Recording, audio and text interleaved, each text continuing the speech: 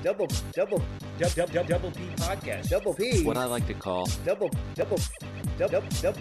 What I like to call Double P podcast.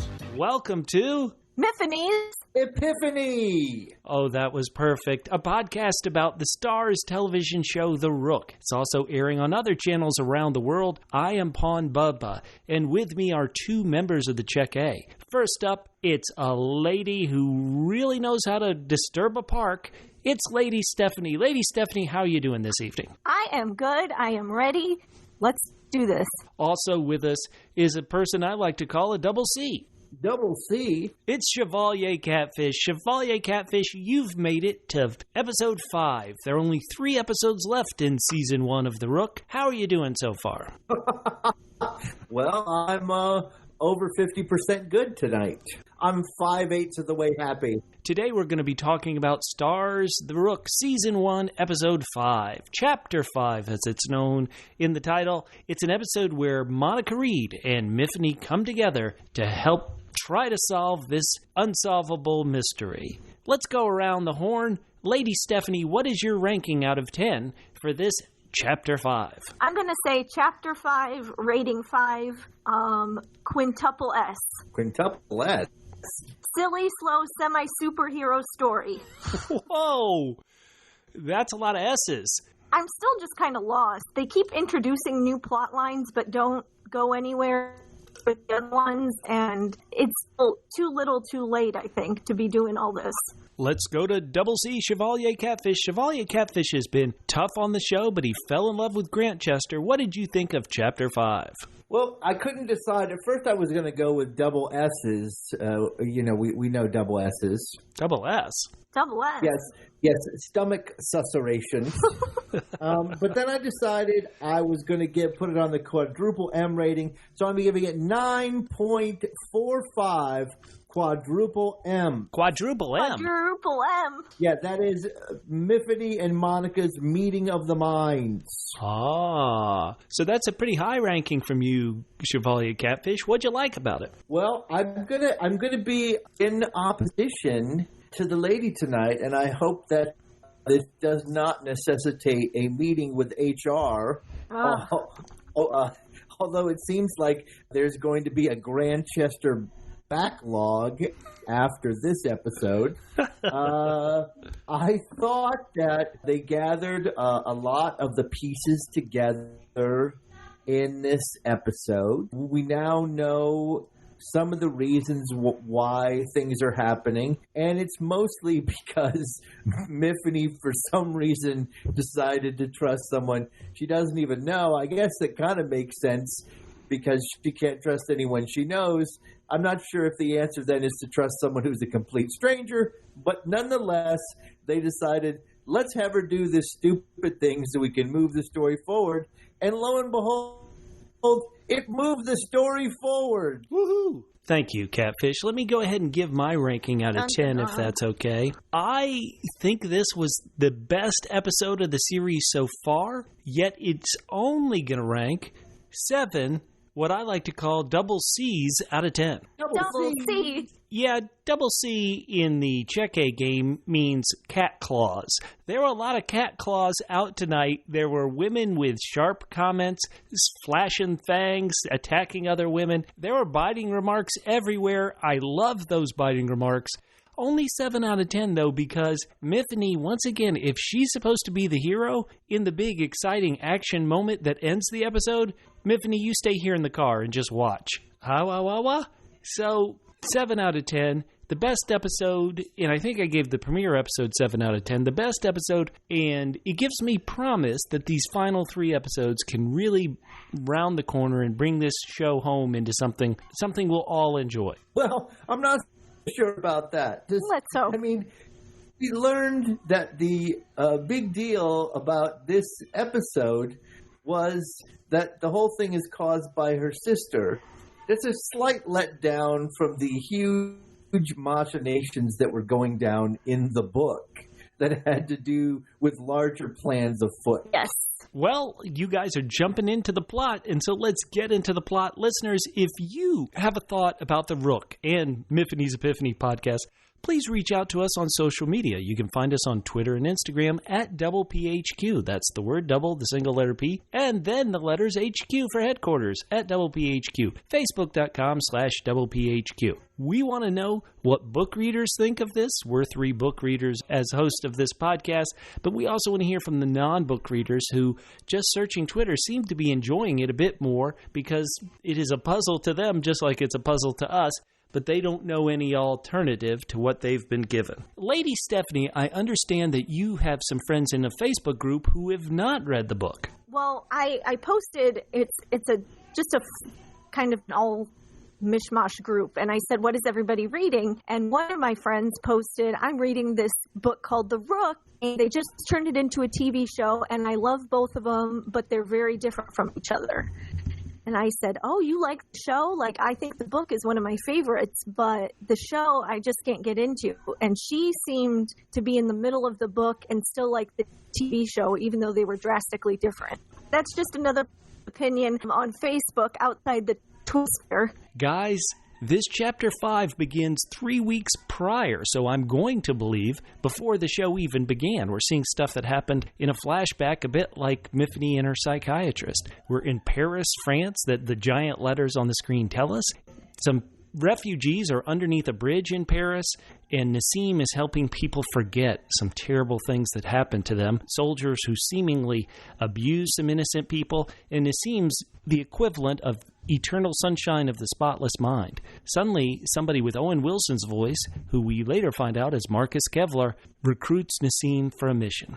Then we jump forward, and Myfanwy is there with Nassim. She gets him some food and water. She doesn't seem like she's too urgent in, okay, Nassim, tell me these things. I need to know these things. It's a very leisurely conversation. We find out that Bronwyn is a woman who brought Nassim to the UK. How did Nassim know where Myfanwy lives, I ask? Let's ignore that for right now. Nassim tells Myfanwy that Lady Farrier was waiting for him. This gets scary. Myfanwy goes to the office. Her secretary is given a task. Hey, find out who owns this phone that Nassim was carrying. The phone is registered to John Comstock, an alias for Marcus Kevlar. Then Lady Farrier and Myfanwy have a heart-to-heart about the psychologist sex. According to Lady Farrier, after the fire, Myfanwy was plagued with blame and self-doubt. According to Lady Farrier, she, quote, I saw it as an opportunity for a fresh start, to not tell Myfanwy all these things. Myfanwy, of course, has her spider senses tingling. She goes to Monica Reed, and she says, hey, Monica, I've got Nassim. The Gestalt is on to her. The Gestalt is watching her like Gestalt on rice, and they see the ladies leave together. They go back to Myfanwy's apartment. Monica Reed says, do you know this person? And Nassim, of course, knows Marcus/John, but who knocks on the door? Teddy Gestalt.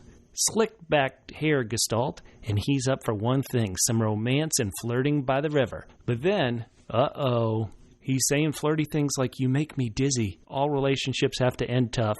And Teddy Gestalt says, you fucked me to fuck with me to get me out of the fucking way. That's all I need to know. Ooh, burn. Back in the apartment, Monica calls Bronwyn and offers a trade of Nassim.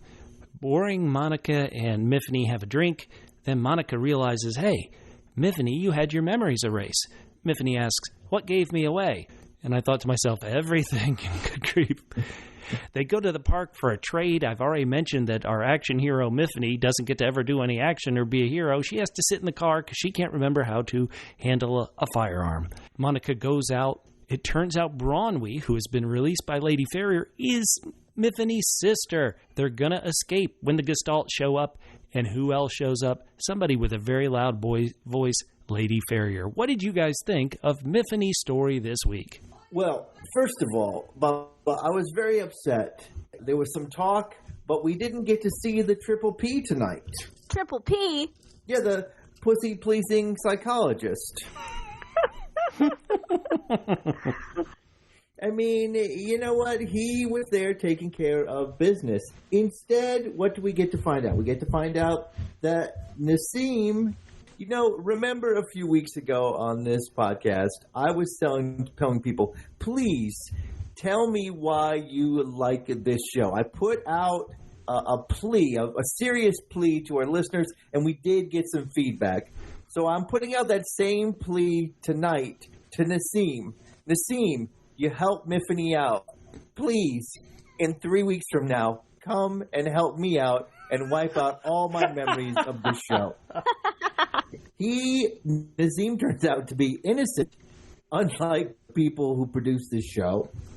And he just wanted to make Myfanwy happy. That's what he thinks he was trying to do. So he thinks he was doing the right thing. Now, still is sort of confusing is, he doesn't appear to be part of the people that she ended up wiping out. So that's still kind of a mystery. So even though I was kind of joking earlier that like the big reveal in this show is that all the inciting incident is because Myfanwy's sister wants her back, there is other stuff going on. People kind of want to kill Myfanwy.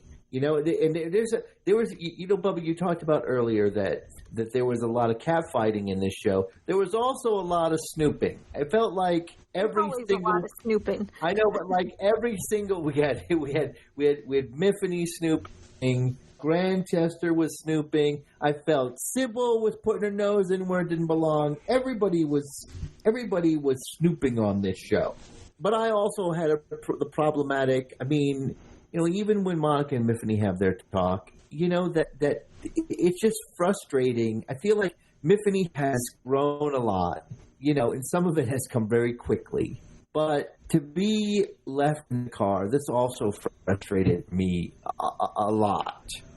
She's kind of taking charge, and then in this one case, she gets put in the corners. So that was kind of frustrating as far as her story. What about you? I've been going on and on here.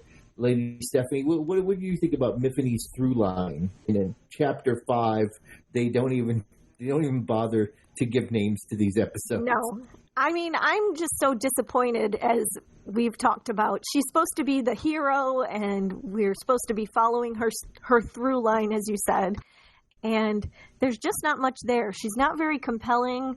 Like I said last week, I am more invested in the Gestalts and Monica Reed. I really enjoy them. And, I guess I don't have that much to say, except I'm just so confused. They keep putting new plot lines in and new complexities, and they're not really following through on any of them. Well, I mean, I would say it's doubly frustrating that finally when they put Myfanwy and Monica together, which it seems to me once they decided to do the story this way, that is Monica's only reason for existing, is that Myfanwy has to have somebody who she can confide in and sort of is on her side. Right. Since they've decided to completely excise Sybil from being somebody she confides in. So even though they've made Monica the real person who does the action, once Myfanwy's story with Monica puts Myfanwy in a corner. In the Rook, every single chapter starts out with the lines of nobody puts Myfanwy in a corner. Nobody puts baby in a corner. That's right. Nobody puts Myfanwy in a corner. So, yeah, it's just frustrating. I mean, the one thing that I thought was eloquently named Chapter 5, that storylines that they're building to at least had some explanations. For me now, we know at least how she lost her memory. And funnily enough, that's something that's been exposed in the book. How exactly or who exactly made her lose her memory, completely unexplored in the book.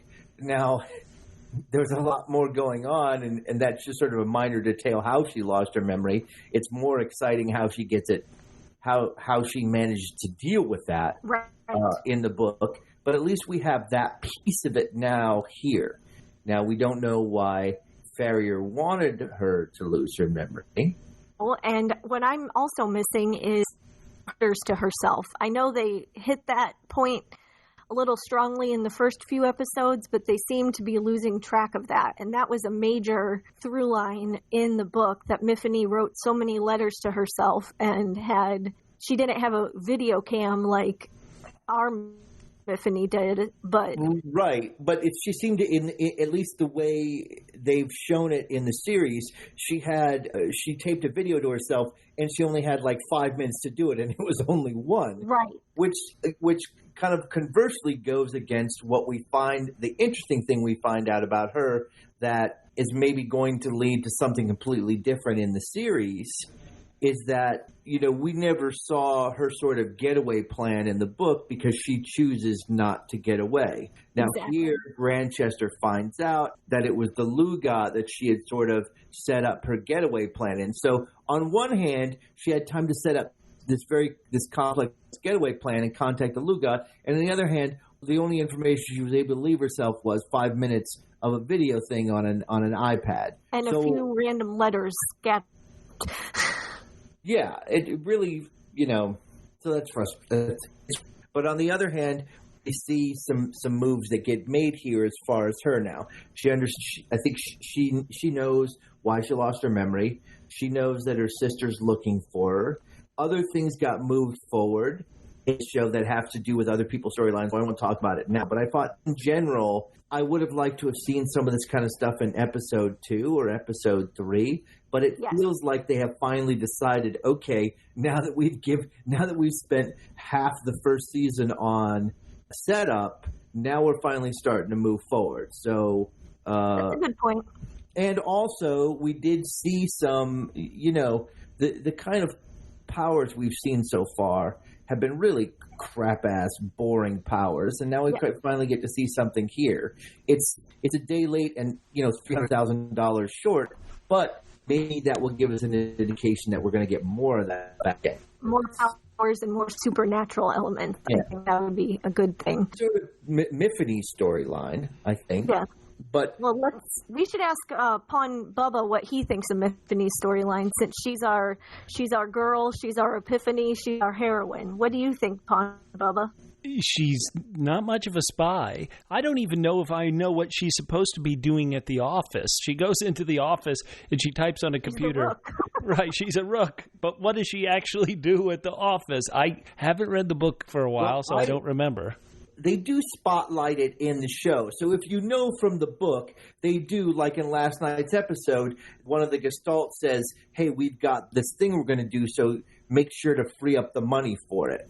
So just sort of the setup is, and they seem to be following it in the show, is that she is afraid to use her powers or doesn't usually use her powers. She was brought in already, so what can they do? Well, they make her the financial person. And in the book, she's a very brilliant financial person. Here, who knows? But in other words, though, she's the one who deals with the money. And again, in the book, that's more important because they're not getting their money from the British government. They're an independent agency that has to deal with their own finances and create their own financial wealth. So that's more important in the book. And as Catfish said, she's kind of an administrative guru. She doesn't go out into the field. She's really not supposed to be a spy. She's more of a desk jockey. Right. Now, that being said, that's sort of her backstory. In the book, part of personality change after she loses her memory is that she becomes a stronger person and starts going out into the field, and this surprises people, and it's interesting, and we get to actually see stuff in the field. Here, the thing is, you wonder, well, what the heck do they do? I mean, what do they do? The only thing they're doing right now is dealing with all the people that she killed.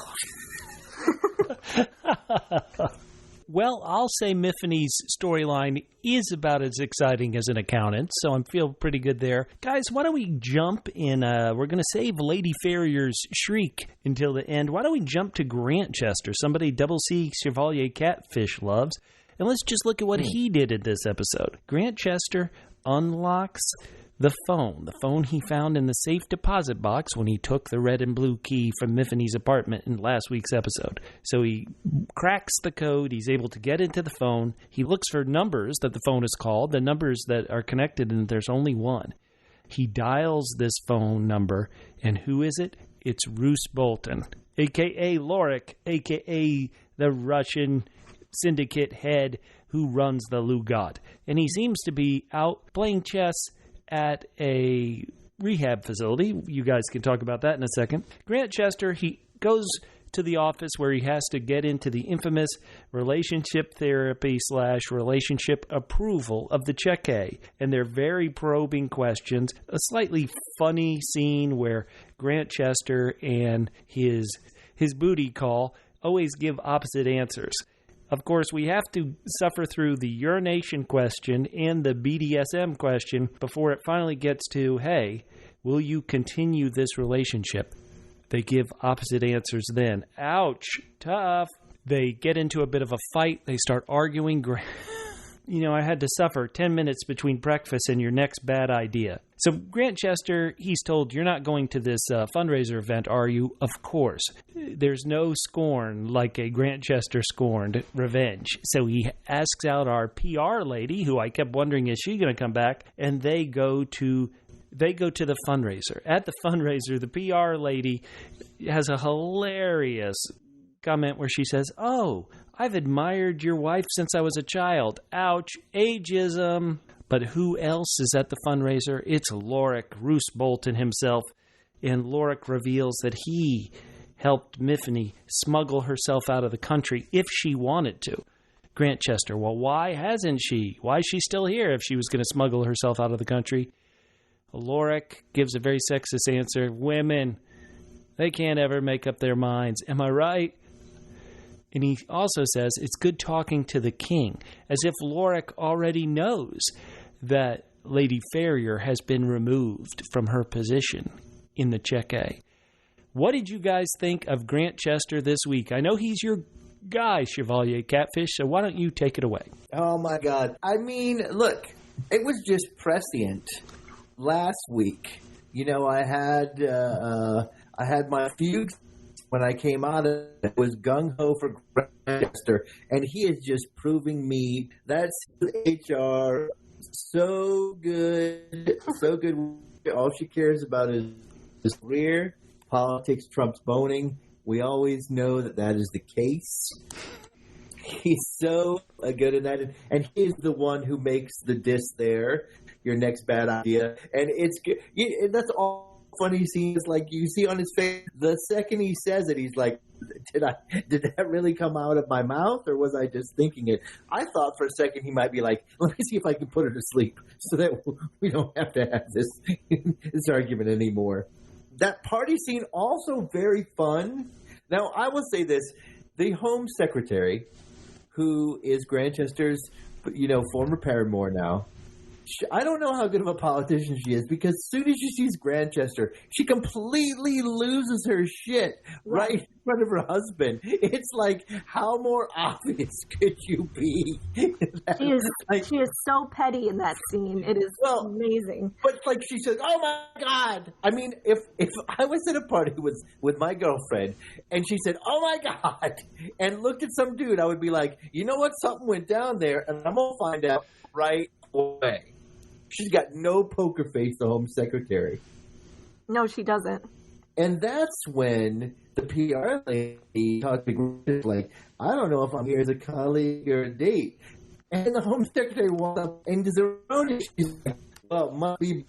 And the PR lady totally goes, fine by me. I was like, what? I mean, I watched that whole scene like 3 times because there were so many things that happened that I was like, I don't know what's going on. Then the Home Secretary says, I swear to God, you watch it 10 times, and 5 times you'll think that that she says to the PR lady, well, it's good to have a secret, trustworthy agent. And then half the time you'll think, as I thought, that she says, it's good to have a secret, trustworthy Asian, which I thought was strange. I thought it was unnecessary for any racial epithets on this show. But listen, I guess if you call someone secret, trustworthy Asian, I guess that covers as a compliment. And then the diss that you mentioned, Pawn Bubba, was also so good. All those scenes were delicious, and then we find out that, we get the information about the Lugat, which is either going to send Grantchester give the Grantchester the wrong idea, or who knows with this show, whatever they're thinking, maybe it's going to give Grantchester the right idea. But he's going to be in charge now. You know, Farrier tried to get him in trouble with HR. When he has the conversation with the head of Lugot, he's in bed, and behind him is a figure. So unless he picked up some tart on the way home from the party, that means another visit to HR. Catfish, that person in the bed behind Grantchester was the Home Secretary's husband. He's like, you'll be awake now. Oh, yeah, and it's the Home Secretary that's asleep out in the living room. Grantchester's like, well, I'll have to stop sleeping with you, but I'm not going to stop sleeping with your husband. Lady Stephanie, what did you think of the Grantchester storyline this week? I got a few laughs out of it, as Catfish said, especially when he brought the lady as his date, and then the petty paramour, I think her name is Jennifer, came up and was just like, what the heck? I'm also glad that we finally got to meet Ruth Bolton. Grantchester, I guess, had to get home to whoever was in bed with him. Whether it was Mr. Home Secretary or Ms. Secret Trustworthy Asian. Yes. Where do you guys think this storyline's going? I think we're going to find out that Grantchester is a double G. Double G? Gangsta Grantchester. And he's going to be the one who's been controlling and doing all of this all along. That's where I think it's going. Huh, that's interesting. I mean, obviously, you know, it would make sense only because if Farrier is the bad guy, quote unquote, then that's no new information for us because they've made it seem like she's the bad guy. So now you just have to think that what the show is going for is making her look like the bad guy and then doing the switcheroo. I have no idea from the book or the show where it's going next. It makes me think that Grantchester has to be a good guy because he keeps investigating something. But is he a bad guy who just doesn't know anything he has to investigate? We will find out. Real quickly, guys, let's talk about a short scene in the middle of the episode. That was where the Home Secretary brought everybody in. And it's like, you guys are goofing off. We've got an EVA out there running out of control. And there's another target going. And the Home Secretary screams. She goes, there was an auction. Eliza Gestalt says, oh, there were buyers. And Monica Reed pipes up and says, not buyers, 6 twisted collectors. It's the meeting about Nazim. There's another catty comment, fantastic dress for a field mission, and it ends with Lady Farrier getting suspended. Any thoughts about this office politics? I'll go to you first, Lady Stephanie. What do you think about the office politics of the Rook? You know, I was actually really surprised that Lady Farrier got herself suspended. She played herself. You know, she went to reveal the inbreed relationship from Grantchester, and then she ends up getting suspended herself. She wasn't very smart in that regard. So the politics, you know, I'm not good at politics, but she didn't navigate that situation very well. Yeah, don't make a move against the G unless you're ready to back it up. Because he kind of fought, he fought back with her. I mean, basically, he's like, yeah, I mean, you know, it feels like he was putting maybe a little poison in the Home Secretary because I didn't quite follow her reasoning now. Now that I'm not eating Grantchester anymore, no one will twice when I elevate him and kick you to the curb. Doesn't quite doesn't fully scan to me. But I've stopped asking for life on this show. Well, let's follow up with Lady Farrier. She began the episode with releasing Bronwyn, demanding that Bronwyn find Nazim. After she's suspended, she grabs a special bag from the bottom drawer of her desk. She goes home. She suffers through a boring time with her husband at the dinner table where he's just prattling on. She could really use Grantchester to help her out with those situations. Then she goes to the bathroom. She does some stomach crunches, and she puts something in her ears so that when we later see her in the ultimate reveal of her awesome powers, somebody with some superpowers that can actually do something. Sometimes people who are sexist say ladies have a high-pitched shrill. voice and sound, well, she is knocking people down. She is knocking people out. She wants Nassim. She wants things back in control. She isn't taking this suspension lying down. And she goes, and there's a great confrontation at the park. The Gestalt are still on her side. The Gestalt I mentioned, they showed up earlier in the meeting, and they also had that constant surveillance of Myfanwy. What did you guys think of the ending and where it sets us up? Let's go to you, Chevalier Catfish, first.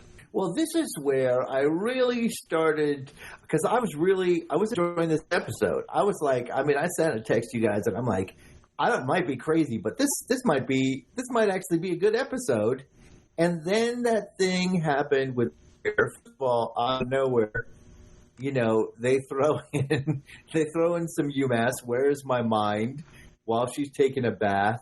And I thought, like, either this is getting weird. And then I remembered, Jesus, I've been wanting this show to get weird since episode 1. Maybe I'm actually going to get some weirdness here.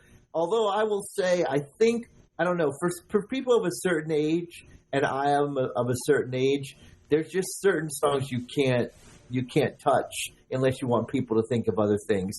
And for me, Where Is My Mind will always be associated with Fight Club. So aside from that, though, that's where, and then she started doing stuff with her stomach, and I thought to myself, it's possible a person could do that with their stomach. I thought maybe they're just having her show off, like maybe she's really good at yoga and they're having her show off, or it's either that or like this has something that like doing weird stuff with her stomach has something to do with her powers, which again are completely unknown to Lady and Stephanie and I, because she does not possess these powers at all in the book. But sweet Jesus, let's give us some weird ass powers. Yes. She puts the wax in her ears. I originally thought she was just doing that so she could submerge her head and wouldn't get water in her ears. But apparently she had to prep the night before for the next day's meeting at the park. And when she does that, that was pretty amazing. Now, and this is a great setup, because we got Lady Farrier, excommunicado. At least she's on a forced sabbatical. And she comes out of nowhere and she takes over the situation. So this is a hell of an inciting incident for the back half of this show, of this season anyway. I agree. And for those who didn't read the books, let's talk about Lady Farrier's powers in the books versus her powers in the show. And we can talk about which one we think is cooler. In the book, Lady Farrier has the ability to enter your dreams and enter your mind while you're sleeping and have conversations with you. So you think it's a dream, but she's really talking to you and you're really talking to her on a subconscious level. And then we had no idea about her powers until this episode. And so now we find out that she can do a weird stomach wiggle and then produce sound waves that seem to debilitate everyone around her. And I'm all for the weirdness, too. I'm glad that they finally slipped some weirdness and supernatural elements into the show. This is where I think it's a little too late. They should have been doing all the supernatural stuff, hitting it harder. But I don't really know which power I think is cooler. I think they're both pretty cool. And I'm glad we finally get to see what her power is, since we've seen Grantchester's. We've kind of seen Myfanwy's. I don't know, does Monica Reed have a power that I'm just forgetting? And we all know what Gestalt is up to. So Monica Reed keeps getting parts, but she's not that good of an actress. So mean. Okay, Catfish, which power do you think is better? The entering people's minds when they sleep, or stomach wiggle? Well, I think, it's funny. I think that each power is better suited to the media that it is in. That's a good point.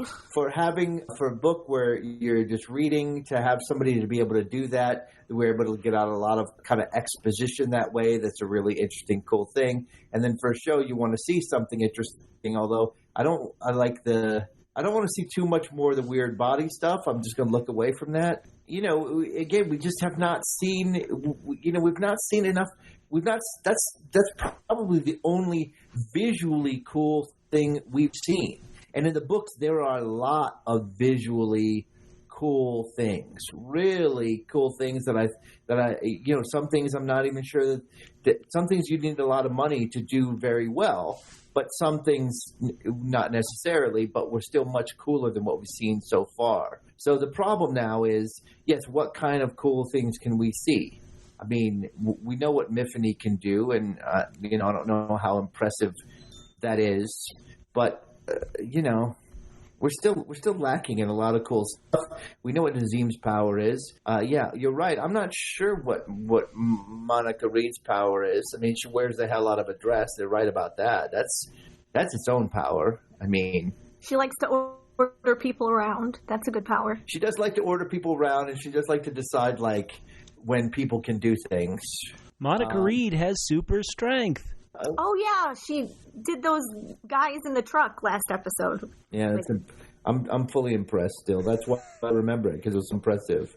I'm telling you, I'm not going to forget, ever, Lady Farrier's power. It was so cool. It was so bizarre, but like I said, I like the bizarre. I wish we got more of it.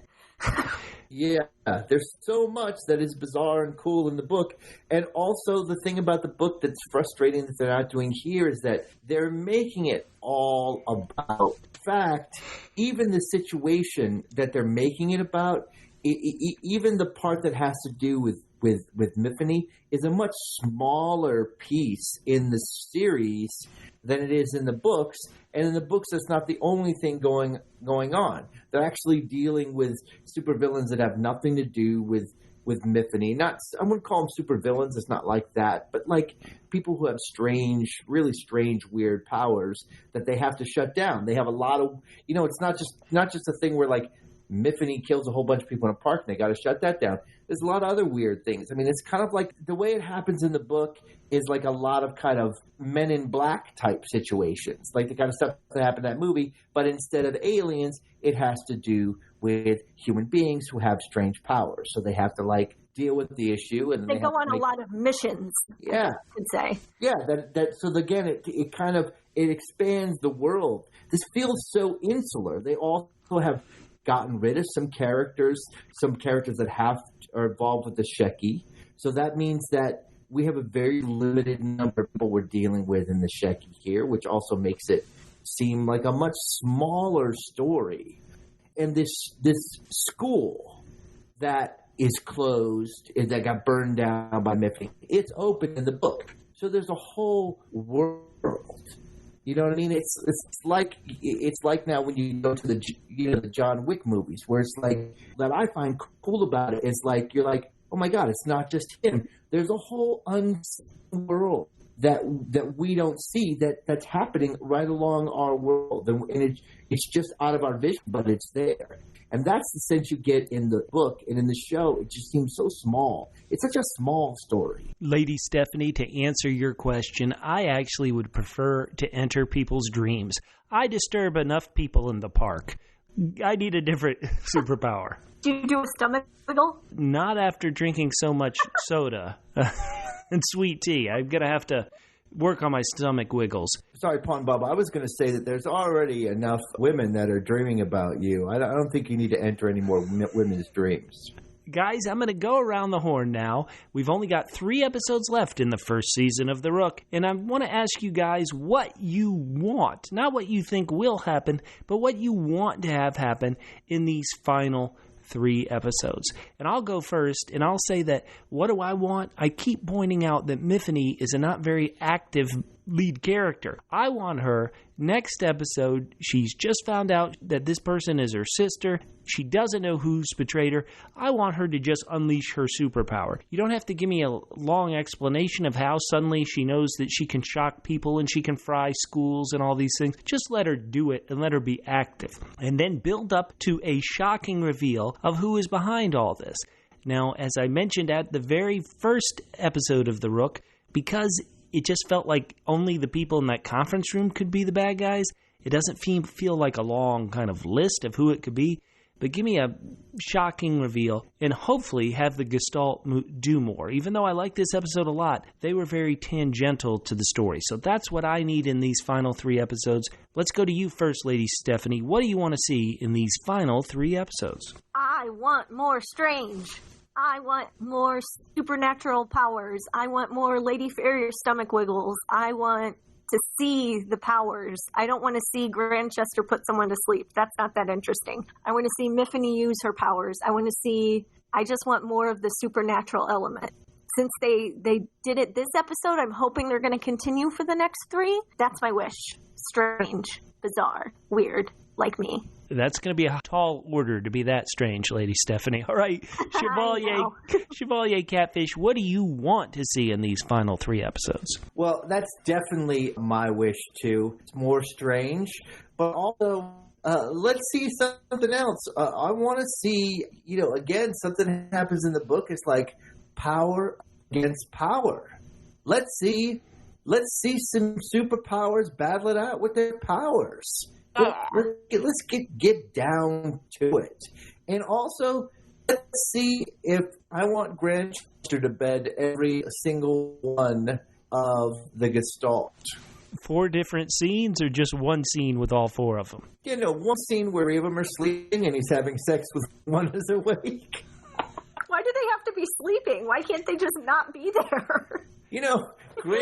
Grantchester may be cool, but he has a hard time seducing somebody with other people awake. It's his thing. It's weird. It's weird and kind of rapey, but it's his thing. Okay, that's what we want to see on these final 3 episodes. Listeners, feel free. We encourage you to write us, even if you disagree with us and you love the show. If you hate the show, if you're tough on the show, whatever your opinions, please write to us, interact with us at PHQ on Twitter and Instagram, Facebook.com/PHQ. What do you need? What do you want to see in these final 3 episodes? That's it for Chapter 5. We're going to wrap up this podcast the way we wrap up every episode of Myfanwy's Epiphany podcast by giving you our epiphanies of the week, or our brain Nazim, get in here and wipe our memories. Chevalier Catfish, you always have wonderful epiphanies or memory wipes. Why don't you start us off this week with what you wish for? All right. Well, this week, funnily enough, it has to do with yet another adaptation of source material that I really like. And that adaptation is The Boys, a show that Amazon Prime is doing.